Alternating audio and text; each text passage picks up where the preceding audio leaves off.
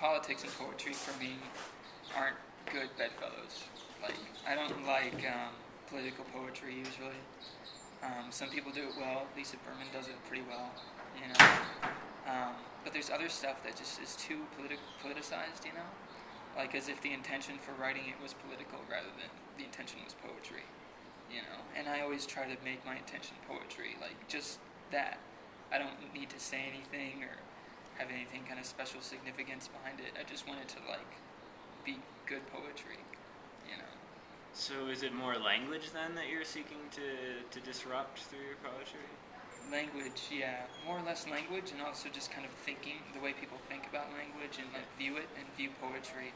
Like I kind of want to change that because, I mean, behind all of that disruption of language and poetry and upsetting expectations, there's things around that it can like, you know, affect. Like it could potentially affect political stuff, you know. It could affect politics and the way people view politics, you know, the kind of upsetting, you know, everything in different areas. Like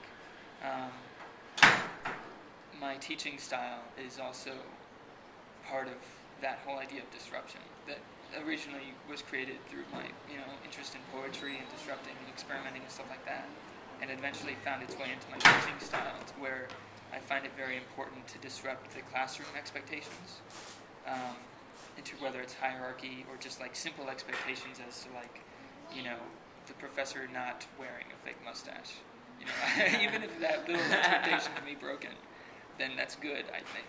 You know, because then people are more offset. You know, they don't know what to expect next. They can't just float by. They can't just like sit there and say, okay, well, I'm just going to tune out to the professor. Or they can't just sit there and be like, oh, the government's doing its thing, whatever, I'm just going to tune it out.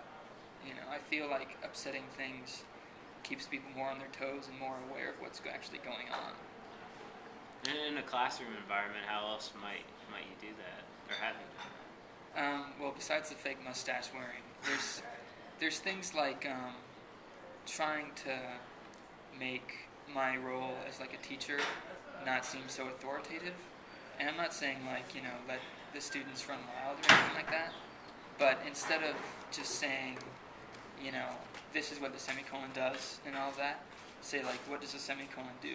And then like go through a process of learning it, like me being like kind of the instigator of the learning process rather than just me telling them all that stuff, and kind of figuring it out together as a class, you know. So they're the ones that were acting, and I'm not the one acting onto them.